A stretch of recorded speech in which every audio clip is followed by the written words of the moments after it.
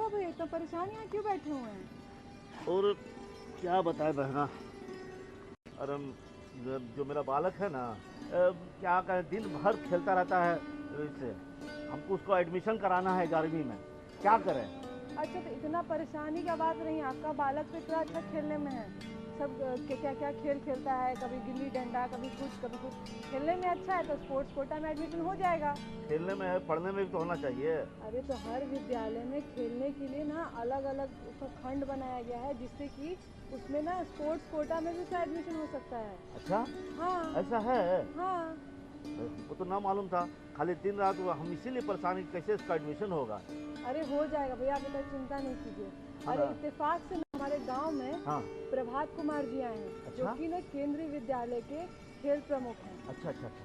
तो उनको सारा जानकारी होगा ही कि हाँ। हाँ कैसे एडमिशन होता है, क्या क्या प्रोसेस है। हाँ। आप बोलिए तो हम उनको बुलाते हैं, ऐसे भी गांव में आए हुए हैं। हाँ। तो उसमें बातचीत हो जाएगा। वाह वाह, क्या बात है, क्या बात है। तो ऐसा करो ना, तो हमको हमको उनसे मिलवा दो, हम पूरा जानकारी ले लेंगे, तब ना उसका एडमिशन होगा। तो अभी आपको कोई काम है? घर जैसा आते हैं, थोड़ा सा घर से कुछ काम वाम करके। हाँ, तो घर से जो काम है जल्दी करके ना, बगीचा जो है ना अपना वाला, बगीचा? अच्छा अच्छा। हाँ अच्छा वहाँ पे आइए। अच्छा। तो वहाँ पे हम लोग बैठ करके सर से जो बात होगा वो कर लेंगे, और आपके मन में जो जो शंका है कि आपका बच्चे का एडमिशन कैसे करवाना है, कैसे स्पोर्ट्स का फॉर्म भरना है, सब कुछ क्लियर हो जाएगा। एकदम ठीक ठीक है। क्या करें, दिन भर तो मोबाइल खुलता अरे रहता है। मोबाइल का चिंता मत ना कीजिए, उसके बारे में भी आपको सब कुछ बता देंगे। तो आप जो है घर का काम करके अपना बगीचा में आइए। हाँ एकदम एकदम। ठीक है, हम उनको बुला के रखते, लेकिन देरी नहीं कीजिएगा। हाँ हाँ एकदम एकदम एकदम। नमस्कार सर, हमारे गांव के एक भैया हैं, उनको अपने बच्चे का एडमिशन करवाना है 11वीं में, लेकिन उनको समझ नहीं आ रहा है कि किस प्रकार एडमिशन करवाएं। तो मैंने उनको बोला है कि खेल के क्षेत्र में भी अगर वो चाहें तो खेल को भी अलग एक कोटे से उनका एडमिशन हो सकता है। तो मैंने उनको बुलाया, वो आ ही रहे होंगे। मैं सबसे पहले आपको केंद्रीय विद्यालय संगठन जिसमें मैं काम करता हूँ। नमस्कार नमस्कार। नमस्कार नमस्कार। हाँ, मेरी बहना क्या बोल रही थी? ये पूछ रही हैं कि 8वीं या 11वीं या किसी भी जी जी जी। क्लास में एडमिशन में हाँ। खेल से क्या लाभ हो सकता है, जी। तो ये जानना चाह रही हैं, तो मैं वही बता रहा था। जी जी, मेरा लड़का जो है ना 11वीं में, उसको एडमिशन कराना है। जी। तो मैं उसी की चर्चा में कर रहा था कि कहीं कि हमारे गांव बगीचे में आए हुए हैं हमारे वो स्पोर्ट्स अफसर है ना। हाँ जी, सर। जी, मैं रीजनल स्पोर्ट्स सेल है उसका प्रभारी हूँ केंद्रीय विद्यालय संगठन में। अच्छा अच्छा। मैं वही बता रहा था इन्हें कि जी। किसी भी क्लास में एडमिशन के लिए जी हमारे केंद्रीय विद्यालय संगठन में अगर वह बच्चा जी। राष्ट्रीय स्तर पे कोई भी मेडल यानी पहला दूसरा तीसरा गोल्ड सिल्वर या ब्रॉन्ज मेडल लाया हुआ है, तो उसे हमारे यहाँ डायरेक्ट एडमिशन मिल सकता है। जबकि आपको मालूम है कि केंद्रीय विद्यालय संगठन में प्रायोरिटी बेसिस पे यानी कि गवर्नमेंट कैटेगरी और जो कुछ आरटी के प्रावधान है उसके अंतर्गत ही एडमिशन हो रहे हैं। जी। लेकिन ये उसके अलावे का प्रावधान है कि अगर कोई उत्कृष्ट खिलाड़ी है और उसने राष्ट्रीय स्तर पे बेहतर प्रदर्शन किया हुआ है, जी। तो उसे हम लोग सीधे ही भर्ती एडमिशन के तौर पे दे सकते हैं केंद्रीय विद्यालय संगठन में। ऐसे ही देश के अन्य संस्थान भी हैं जो खेल के आधार पे अपने यहाँ एडमिशन देते हैं और एडमिशन में वो प्रायोरिटी देते हैं। जी। तो एक सवाल ये भी आता है कि आज के जीवन में जहाँ की पेरेंट्स जो होते हैं वो चाहते हैं कि मेरा बच्चा और आगे अच्छा पढ़े, सिर्फ पढ़ाई पे ध्यान दे, और इस वजह से उनका जो मानसिक जो डेवलपमेंट होता है वो हो नहीं पाता, क्योंकि वो सिर्फ और सिर्फ किताबों में रहते हैं। तो उसके लिए आप क्या कहना चाहेंगे? देखिए, अरस्तु जो यूनानी दार्शनिक थे उन्होंने भी कहा था कि स्वस्थ शरीर में स्वस्थ दिमाग रहता है। जी। और इसी बात को स्वामी विवेकानंद ने भी कहा कि फुटबॉल खेलना गीता के किसी श्लोक पढ़ने से ज़्यादा बेहतर है। स्वामी विवेकानंद जी ने हाँ, कहा स्वामी था? विवेकानंद ने कहा कि शारीरिक सौष्ठव होना बहुत ज़रूरी है, और उसके बाद ही हम किसी गीता या गीता के श्लोक को या एकेडमिक चीज़ों को और अच्छे तरीके से समझ पाएंगे। तो मेरा यह मानना है कि आजकल जो बच्चे हैं वो ज़्यादातर एकेडमिक विषयों पे ही फोकस रखना चाहते हैं, और उनके जो अभिभावक हैं वो भी चाहते हैं कि मतलब उनके अंदर जो अभी भी ये भावना है कि पढ़ेगा लिखेगा बनेगा नवाब और खेलेगा कूदेगा तो होगा खराब खराब। जी जी। हाँ, तो ये भावना है उनमें। लेकिन मुझे ऐसा लगता है कि अरस्तु का वो कथन, इवन स्वामी विवेकानंद का ये कथन हम लोगों को ये मानना चाहिए कि जब तक हमारा शरीर स्वस्थ नहीं रहेगा, हम स्वस्थ दिमाग नहीं रख सकते हैं। और ऐसे भी सर्वांगीण विकास के लिए जी। हमें खेल कूद बहुत मतलब इसको प्राथमिकता से अपने जीवन में इसको लेना चाहिए। महिलाओं का इसमें क्या वो योगदान है, मतलब जी। देखिए, सबसे पहले आप को मैं इसकी कुछ हिस्ट्री बताऊं कि जब सबसे शुरू में खेल हुए, और आपने ओलंपिक का नाम सुना है आप लोगों जी, ने? जी। हाँ ओलंपिक, हाँ सर। ओलंपिक अभी जी। होने भी वाला है। तो ओलंपिक जो सबसे शुरुआत में हुई थी, जी। वो लगभग ईसा 700 साल पहले, ईसा के भी 700 साल पहले ये शुरू हुआ था। तो उस ज़माने से ये खेल अस्तित्व में है। लेकिन उस ज़माने में भी महिलाओं को खेलने की अनुमति शुरू में नहीं दी गई थी। तो उसका जो रिफ्लेक्शन है वो आज भी कहीं ना कहीं से दिखने को मिलता है। और खासकर हम लोग जिस राज्य से हैं, बिहार, यहाँ पे महिलाओं की स्थिति खेलों में बहुत अच्छी नहीं है। लोग इसको प्राथमिकता नहीं देते हैं। मैं देखता हूँ कि एज ए शिक्षक मैं, या हमारे पास बहुत से ऐसे केस आते हैं जी। जो अगर विद्यालय में अगर गेम हो तो उनके अभिभावक अनुमति देते हैं, लेकिन अगर वह कहीं बाहर जाना है उस टीम को, जी। हमें उनसे अनापत्ति प्रमाण पत्र अभिभावकों से लेना होता है, जी। तो वो हमें आसानी से नहीं मिलता है। और अभिभावक कहीं ना कहीं अपने बच्चियों को नहीं भेजना चाहते हैं। उसके कई कारण हो सकते हैं। एक तो सुरक्षा के प्रति उनकी चिंता हो सकती है। जी। मैं समझता हूं कि भेदभाव का जो अगर हम इसको परसेंटेज में कहें तो बहुत ज़्यादा भेदभाव नहीं है आजकल, लेकिन हो सकता है कि उनके मन में सुरक्षा की चिंता हो, थोड़ा बहुत हो सकता है भेदभाव भी हो, लेकिन ये कम है, अब कम हुआ है। और उनके लड़कियों के मामले में ये जो अनापत्ति है, अब जी। सुरक्षा की चिंता के चलते हो या जैसे भी हो, हमें कम मिलते हैं, अनापत्ति नहीं मिल पाती है अभिभावकों से। एक सवाल ये है कि जैसे आपने कहा कि आपके स्कूल में, विद्यालय में बहुत ज़्यादा खेल को प्राथमिकता दी जाती है, उसके हिसाब से अलग अलग कोटा है। तो सर, कौन कौन से खेल होते हैं आपके स्कूल में, और उनके हिसाब से आपने किस किस कोटे में क्या क्या, मतलब परसेंटेज के हिसाब से कितना आरक्षण मिलना चाहिए, और किस तरीके से खेल को आगे बढ़ाना चाहिए, वो क्या आपका, मतलब उसकी क्या गतिविधि है? केंद्रीय विद्यालय संगठन में अगर किसी भी बच्चे को जो खेलने में उत्कृष्ट खिलाड़ी है, अगर उसे सीधा एडमिशन चाहिए तो हमारे यहाँ वो ओवर एंड एबव, यानी बिना किसी प्रक्रिया के सीधे नामांकित हो सकता है। लेकिन उसके लिए कुछ शर्तें हैं। उसमें है कि किसी भी राष्ट्रीय स्तर पे उसके मेडल गोल्ड, सिल्वर या ब्रॉन्ज कैटेगरी के होने चाहिए। एक का आपने सुना होगा SGFI, school game federation of India, या तो उस गेम में उसका कोई ना कोई मेडल होना चाहिए, तो हम उसे सीधे तौर पे एडमिशन दे सकते हैं। यह क्लास के ओवर एंड एबव स्ट्रेंथ का मामला होता है। अब बच्चा एक बार जब वो एडमिशन हो गया, कोई भी बच्चा हो जी। जो पहले से पढ़ रहा है और किसी भी तरह से उसका एडमिशन हुआ है, अगर वह खेलता है और उसके एकेडमिक में कुछ नंबर अगर कम आ रहे हैं, तो उस नंबर की प्रतिपूर्ति के लिए, चूंकि वह खेलता है, तो उसमें कुछ नियमों के तहत उनको छूट दी जाती है और उन्हें सफल घोषित किया जाता है। तो ये हमारे यहाँ खेल कूद के चलते उनको यह सुविधा दी जा रही है। और जहाँ तक हमारे यहाँ खेल कूद का आपने पूछा कि हमारे यहाँ खेल का कैसा सेटअप है, जी। जी। तो मैं सबसे पहले बताऊं कि हमारे हर केंद्रीय विद्यालय में बहुत ही सिस्टमेटिक ग्राउंड्स होते हैं। हमारे बिहार में लगभग 53 केंद्रीय विद्यालय हैं, जी। और उसमें सभी विद्यालयों में लगभग कम से कम 5 एकड़ लैंड होता है, जिसमें हमारे खेल की मैदान भी होते हैं। कम से कम, हाँ, कम से कम। ऐसे तो उससे ज़्यादा पे ही वो केंद्रीय विद्यालय का निर्माण हो सकता है, लेकिन कम से कम तो इतना भूमि होता ही है जो मैदानों के लिए सुरक्षित होता है। अब जैसे मैं आपको बात करूं कि हमारे यहाँ हैंडबॉल है, हमारे यहाँ फुटबॉल है, हमारे यहाँ वॉलीबॉल है, हमारे यहाँ चेस है, हमारे यहाँ कबड्डी है, मतलब इन सभी तरह की, जूडो है। लड़कियां हमारे यहाँ जूडो खेलती हैं। आपको यह बताते हुए मुझे मतलब बहुत खुशी हो रही है कि लड़कियों का जो पटना संभाग में केंद्रीय विद्यालय संगठन का अगर मैं बताऊं तो बहुत अच्छा प्रदर्शन रहता है जूडो में, सेल्फ डिफेंस के जितने भी गेम हैं। वॉलीबॉल वगैरह में, वॉलीबॉल में भी हमारा प्रदर्शन बहुत अच्छा रहता है। लड़कों में हम राष्ट्रीय स्तर पे गोल्ड मेडलिस्ट भी रहे हैं कई बार, वॉलीबॉल में भी रहे हैं, कबड्डी में रहे हैं, हैंडबॉल में रहे हैं। इस साल भी हमने हैंडबॉल के चारों फॉर्मेट में, यानी 17 कैटेगरी और जो 19 कैटेगरी होती है, उसमें हम प्रथम, द्वितीय, तृतीय और चतुर्थ स्थान पे रहे हैं चारों कैटेगरी में।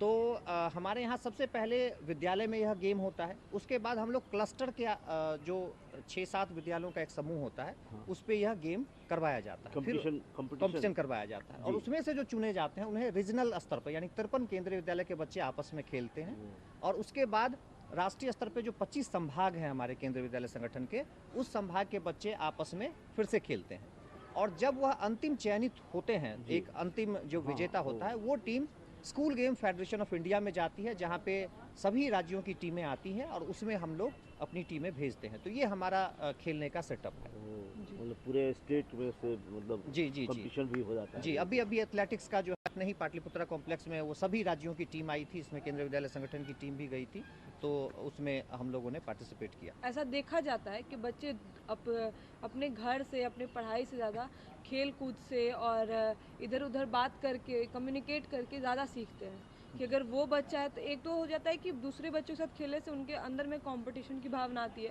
जिससे वो और अच्छा करते हैं, और दूसरी चीज़ ये कि वो खेल कूद से ही कुछ नया सीखते हैं। तो इसके लिए आप क्या कहना चाहेंगे? देखिए, इसमें सबसे जो बहुत अच्छा प्रश्न आपने किया है, ये सबसे बड़ी बात एक जो मैं आपको बताऊं कि खेलकूद से हम सामूहिकता सीखते हैं, लीडरशिप सीखते हैं, धैर्य सीखते हैं, अनुशासन सीखते हैं, ये सब लोग जानते हैं। लेकिन खेलकूद से जो हम सबसे बेहतर चीज़ें सीखते हैं वो है हार को एक्सेप्ट करना। आप देखेंगे कि किसी भी खेल में एक पक्ष जीतता है, दूसरा पक्ष हारता है, तो और दोनों हाथ मिला के निकलते हैं। हाँ। तो ये कितनी बड़ी बात है कि हम हार को एक्सेप्ट करना सीखते हैं। आप देखेंगे जो बच्चे नहीं खेलते हैं, किसी भी चीज़ में अगर वो घर में बड़े भाई या छोटे बहन या किसी से भी कुछ हो गया और वो हार गया है, या थोड़ी भी असफलता अगर जीवन में आती है, तो वो उसको बर्दाश्त नहीं करता है, वो वायलेंट हो जाता है बच्चा। लेकिन जी। अगर खेलने कूदने वाले बच्चे हैं तो वो कभी भी वायलेंट नहीं होंगे, वह हार को एक्सेप्ट करना जानते हैं। आप देखेंगे कि नीट और ये सब जितनी भी तैयारियां हो रही हैं कंपटीशन की, तो आप सुनेंगे कि कितनी अप्रत्याशित खबरें आती है कि बच्चे ने मतलब वो अपने जीवन को का उसने क्षरण कर लिया क्योंकि वो असफलता का शिकार हुआ। मेरा यह मानना है कि अगर खेलने वाले बच्चे अगर आगे बढ़ते हैं एकेडमिक क्षेत्र में या जीवन के किसी भी क्षेत्र में, तो वो कभी ऐसी चीज़ों को गले नहीं लगाएंगे जो जीवन का क्षरण करता हो, क्योंकि वो हार को एक्सेप्ट करना जानते हैं। मैदान में जब खिलाड़ी हारता है तो आप देखेंगे कि बहुत हंसी खुशी से हाथ मिलाते हुए निकलता है। और जहाँ तक मैम ने पूछा आपने कि बच्चों का जो ये विकास है, आप एक चीज़ मैं आपको बताऊं कि आजकल सामुदायिक भूमि जो है वो कम हो रही है। आप भी जब बच्चे रहे होंगे तो पड़ती था, मैदानें थी, आप जाके वहाँ क्रिकेट खेलते थे, गुल्ली डंडा खेलते थे, लेकिन आज वो फुटबॉल ज़्यादा खेलते थे। फुटबॉल खेलते थे, जी। लेकिन आप खेलों के मैदान का अभाव हो गया।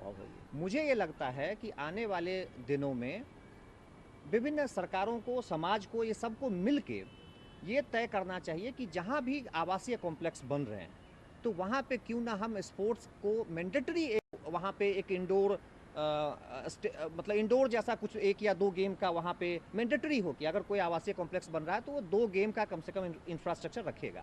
इसमें मिल बैठ के जितने भी स्टेक होल्डर्स हैं उनसे बातचीत किया जाना चाहिए और उनको उनकी सहमति से ये चीज़ें लागू की जानी चाहिए कि जहाँ भी आवासीय कॉम्प्लेक्स गाँव में बन रहे हैं, सरकार के द्वारा बन रहे हैं या समाज के द्वारा बने या किसी प्राइवेट बिल्डर्स के द्वारा बने, तो ये खेल की आधारभूत संरचनाओं का उसमें इनकॉर्पोरेशन जरूर हो, तभी बच्चे जाएंगे। नहीं तो आप जानते हैं कि आजकल बच्चे मोबाइल बिल्कुल बिल्कुल सर, ये तो सही कहा आपने। मैं एक क्वेश्चन करने वाला था सर आपसे जी कि आजकल तो खेल के प्रति लोग जागरूक ही नहीं है, बच्चा लोग दिन भर तो मोबाइल देखता रहता है सर। बिल्कुल।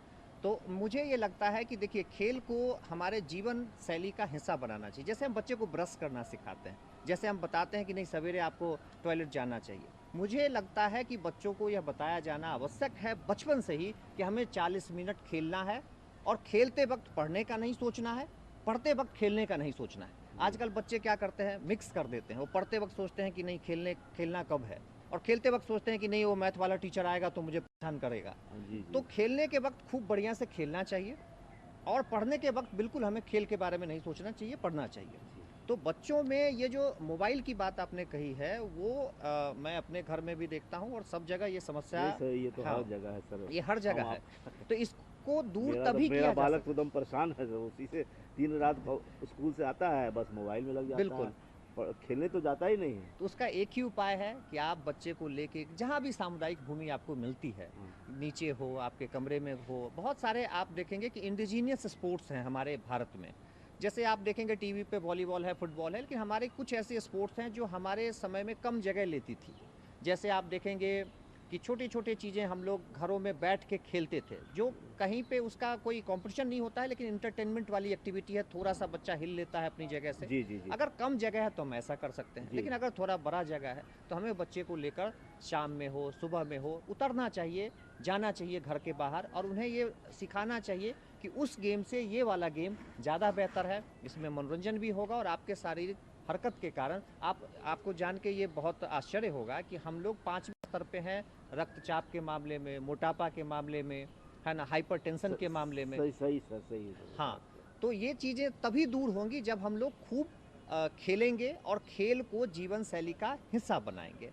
तो जी, जी। मुझे लगता है कि खेल को इस तरह से अंगीकृत करना चाहिए अपने जीवन हम में। तो कैरम बोर्ड भी लाए हुए हैं सर, बच्चों को अगर कैरम बोर्ड खेलो, एक लूडो होता है सर, लूडो, बिल्कुल। लूडो और सांप सीढ़ी वाला भी सर। नहीं, सही किया है आपने, और इसमें और अच्छा हो, जैसे मोबाइल से ज़्यादा अच्छा है लूडो खेलना, जी, लेकिन लूडो से ज़्यादा अच्छा है कि जहाँ पे थोड़ा सा भाग दौड़ बच्चा कर ले, ऐसे खेल को प्रमुखता जी। दे के जो है, चाहे वो छुपम छुपाई हो, ऐसे इंडिजीनियस स्पोर्ट्स जो भारत में पहले खेले जाते थे, उसमें कम से कम भाग दौड़ कर लेगा।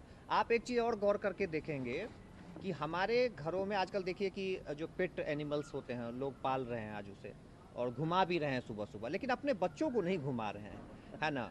उनके कुत्ते स्वस्थ हैं, है ना, और हमारे जो बच्चे हैं वो अब स्पून फीडिंग के शिकार हो रहे हैं, उन्हें उनके पीछे हमें भागना पड़ रहा है कि तुम खा लो जी, तुम खा लो। लेकिन पहले जो है, जो गांव के बच्चे होते थे, चूंकि कार्यक्रम गांव घर है, तो गांव के जी, बच्चे, बिल्कुल। है ना, वो बच्चे जो है जाते थे खाना लेके खेत में पहुंचाने, अपने पापा को दे आते थे, और उन वो खाना लेके दूसरे को पहुंचाते थे। अब उनके पीछे खाना लेके दौड़ना पड़ता है कि खा लो खा लो खा लो, जी, है ना। एकदम सही तो ये बात आप सर। देखेंगे कि अब घरों में कुत्ते स्वस्थ होते हैं, घर के जो सेवक होते हैं वो ज़्यादा स्वस्थ होते हैं कुत्ते घुमाने वाले, लेकिन, है ना, जो बाकी सदस्य हैं वो कहीं ना कहीं से उस तरह से स्वस्थ नहीं होते हैं। तो सर एक सवाल मेरे मन में आ रहा है कि जैसे आज के पेरेंट्स जो हैं अभी के, वो लोग, उन लोगों का रहता है ना कि अगर मेरा बच्चा थोड़ा देर के लिए धूप में खेल लिया तो एकदम रेड हो गया, कहीं एलर्जी नहीं हो जाए, फिर अगर शाम में चला गया खेलने तो मच्छर काट लेगा। तो ये सब चीज़ें आज के जनरेशन में, अभी के टाइम के जो जितने भी पेरेंट्स हैं, उनके मन में ये चीज़ें बहुत ज़्यादा है, ये डर बहुत ज़्यादा है, क्योंकि अगर वो उनका बच्चा बाहर जा रहा है या कहीं खेलने जा रहा है तो कहीं कुछ हो ना जाए, चोट ना लग जाए। तो इसके लिए उनके लिए आप क्या कहना चाहते हैं? बिल्कुल आप सही कह रहे हैं, चोट जो है वो खेल में लग सकती है, और घर में बैठे बैठे भी लोग पलंग से गिर सकते हैं। जी। ये चीज़ें हैं, और इसको दूर करने के जो उपाय हैं, यानी खेल में जब हम भेजते हैं तो खेल की प्रक्रियाओं को भी हमें समझना पड़ेगा कि खेल के मैदान में जाने से पहले एक छोटा सा वार्मिंग अप होता है, वो सब चीज़ें। देखिए, ये बहुत अच्छा प्रश्न किया है आपने। माता को हमारे फिजिकल एजुकेशन में या स्पोर्ट्स में सबसे पहला शिक्षक फिजिकल एजुकेटर शिक्षक कहा गया। ऐसे माता पहली शिक्षक होती है, आपने सुना ही होगा, जी, लेकिन बिल्कुल। वो इसलिए हमारी फिजिकल एजुकेटर पहली है क्योंकि आपने देखा होगा कि वो चलना सिखाती है कि आओ आगे को चलो, आप पीछे हटो। तो जो मूवमेंट है, यानी चलना, वॉक करना, दौड़ना, ये हमारे फिजिकल एजुकेशन की प्रथम चीज़ें हैं। जी। तो वो पहली फिजिकल एजुकेटर होती है। अगर माताएं इस रूप को कॉन्शस होकर समझेंगी कि खेल में किस तरह से चोट नहीं लगता है, या उनका मच्छर के प्रति कोई आशंका है, या किसी भी तरह अन्य चीज़ों के प्रति उनकी कोई भी आशंका है, तो उसको दूर करने के जो उपाय किए जाने चाहिए वो किए जाने चाहिए, लेकिन खेल से रोकना उचित नहीं है। तो सर एक सवाल बहुत मज़ेदार है, लेकिन क्या कह सकते हैं, ये होता है। जैसे कि अगर बच्चा खेल रहा है, गली में खेल रहा है, किसी से लड़ाई हो गई या मारपीट हो गया, तो उसमें पेरेंट्स की इन्वॉल्वमेंट हो जाती है बाद में। तो उसके लिए आप क्या कहना चाहेंगे? क्योंकि बच्चा तो खेलने के लिए गया है, अब वो खेल रहा है और उसमें पेरेंट्स इन्वॉल्व होंगे, तो बाद में यही होगा कि बच्चे को खेलने के लिए भी मना हो जाएगा। देखिए, कुछ चीज़ें part and parcel of the life होती हैं, जी। और जब खेल के मैदान के अंदर होता है बच्चा, तो हम वही वहाँ पे सिखाते हैं कि हार को कैसे डिफीट करें। और मैं दो चीज़ें आपको बताऊं कि दो तरह के स्पोर्ट्स होते हैं, एक है इंटरटेनमेंट स्पोर्ट्स और दूसरा है एक्सेलेंस इन स्पोर्ट्स। जी। जब ये दो बातें हम करते हैं, आप देखेंगे कि कोई प्लास्टिक के डब्बे में लात मार रहा है, तो वो प्लास्टिक के डब्बे में अगर लात मार रहा है तो वो उसको इंटरटेनमेंट हो रहा है, लेकिन वो कोई स्पोर्टिंग इवेंट, मतलब उसमें एक्सेलेंस की बात नहीं है। जी। जी। जब एक सिस्टमेटिक सेटअप के अंतर्गत खेलने का अभ्यास हो जाता है, माता पिता को भी थोड़ा उदार होना पड़ेगा। जी। और छोटे छोटे चीज़ों पे ये तो लड़ना एक प्रवृत्ति है, मैं मानता हूँ, और नहीं लड़ना भी एक प्रवृत्ति है, एक हैबिट है। जब हम चीज़ों को अच्छे से सुलझाना और ये जी। सीख जाते हैं तो हम चीज़ों को आसानी से हल भी कर लेते हैं। और स्पोर्ट्स यही तो सिखाता है कि हम हारते भी हैं और उससे हम मिल के निकलते हैं। जहाँ पे ऐसा नहीं हो रहा है तो मुझे लगता है कि ये वाला पाठ जो है अभी पढ़ाया जाना बाकी है, और उन्हें पढ़ाया जाना चाहिए कि कैसे हम बच्चों को ये मतलब सबके साथ मेल भाव सिखा पाएँ। सर, आप हमारे इस गांव घर के कार्यक्रम में आए और चलते चलते आप हमारे गांव घर के दर्शकों को एक अच्छा सा संदेश स्पोर्ट्स के बारे में ज़रा बता दें आप। मैं गांव भर के अपने दर्शकों को यह बताना चाहूँगा कि वह बच्चों को खेलने के प्रति जागरूक करें और उन्हें मैदानों पे जाने दें, तभी वह मोबाइल से दूर रह पाएंगे। और जो हमारे युवा हैं, मैं उनसे ये कहना चाहूँगा कि खेल कर भी आप अपने करियर में कई सारे अवसर प्राप्त कर सकते हैं, और नौकरियों में इसके कई अवसर हैं। भारत सरकार की कई चीज़ें हैं जिसमें नौकरी के अवसर हैं, प्राइवेट सेक्टर्स में नौकरी के कई अवसर हैं, और अपने भी स्वरोजगार के भी कई सारे अवसर हैं, जैसे स्पोर्ट्स जर्नलिज्म है, स्पोर्ट्स राइटिंग है, स्पोर्ट्स मैनेजिंग है, और as a player, as a coach भी। तो मैं चाहूँगा कि सभी लोग खेल के प्रति रुझान उनका हो और वह खेल कूद में रुचि लें। तो सर, आप यहाँ आज आए और हमें इतनी अच्छी जानकारी दी, उसके लिए आपका बहुत बहुत धन्यवाद। आपने भी मुझे बुलाया और खेल कूद के बारे में बात की, इसके लिए आपका भी हार्दिक आभार। आपका जी जी जी, तो भैया सारा जानकारी मिल गया ना? एकदम। अब तो कोई दिक्कत नहीं होगा बेटा ना, का ना, एडमिशन कराने में? ना ना, बिल्कुल नहीं। कितनी अच्छी अच्छी बातें हमारे वो ये स्पोर्ट्स अफसर ने बताया, और तुम तो और अच्छा इनसे मिलवाए, हमको तो बहुत अच्छा लगा। अच्छा। और बहना, आप क्या बोलना चाह रही हो? अरे बस ये बोलना चाह रहे हैं कि इतना सारा आपको जानकारी दिलवा दी है, हाँ। तो आप कुछ मनोरंजन करवाइएगा कि नहीं करवाइएगा? कहे के बात है एकदम।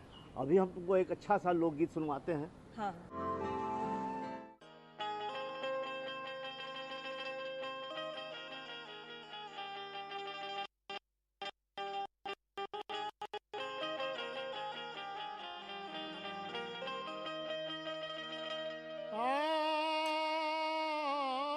पातर लाकी लाकी, पातर लाकी लाकी, अरे गोरकी गुजरिया मोर सावरिया रे, लचकता पनिया के जास मोर सावरिया रे, लचकता पनिया के जास मोर सावरिया रे, लचकता पनिया के जास।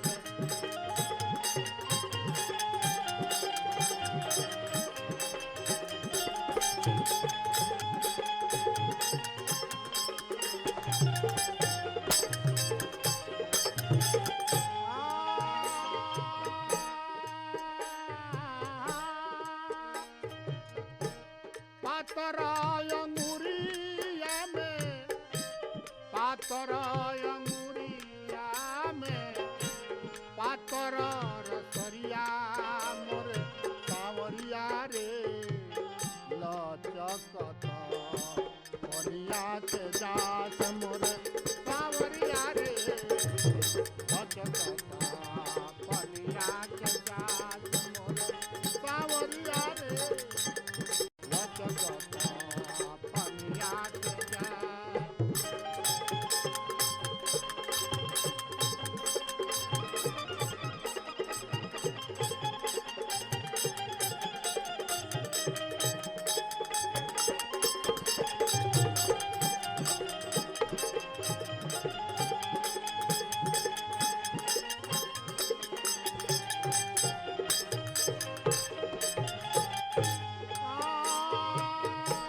गंगा रे जमुना के छिछली बामटिया, हारा छिछली बामटिया मोर सावरिया रे, पैरा रतनी चलाए मोर सावरिया रे, पैरा रतनी चलाए मोर सावरिया रे, रत भी चलाए।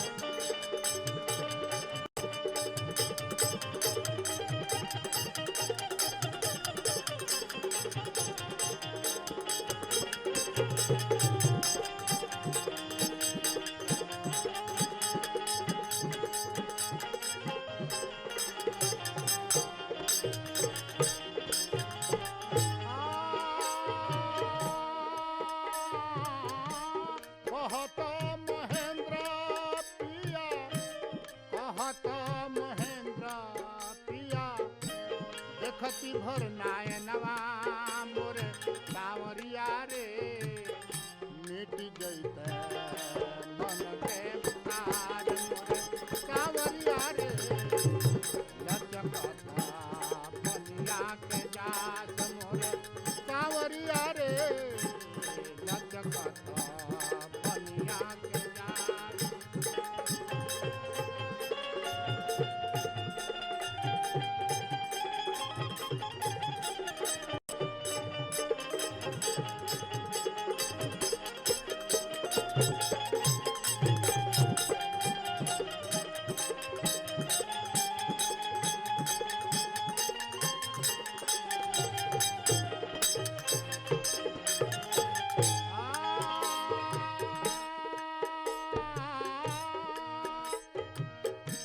पातर लकी लकी, पातर लकी लकी, गोरखी गुजरिया, हाय राम गोरखी गुजरिया मोरे सावरिया रे, पतरी दा गैया गैया जात मोरे सावरिया रे, गैया गैया जात मोरे सावरिया रे, पतरी दा गैया गैया जात मोरे सावरिया रे, पतरी दा। अरे वाह भैया, कितना अच्छा लोकगीत था, है ना? एकदम मज़ा आ गया सुन के। अच्छा, तो हमारे गांव घर के दर्शकों को अपना पता तो बता दो भाई। हाँ, अगर आपके मन में हमारे लिए कोई संदेश है या आप कुछ पूछना चाहते हैं तो हमारा पता है कार्यक्रम गांव घर, निर्देशक दूरदर्शन केंद्र, फ्रेजर रोड, पटना 8,01,000। अगर आप हमें ईमेल आईडी के ज़रिए कांटेक्ट करना चाहते हैं तो हमारा ईमेल आईडी है directorddkpatna@gmail.com। धन्यवाद।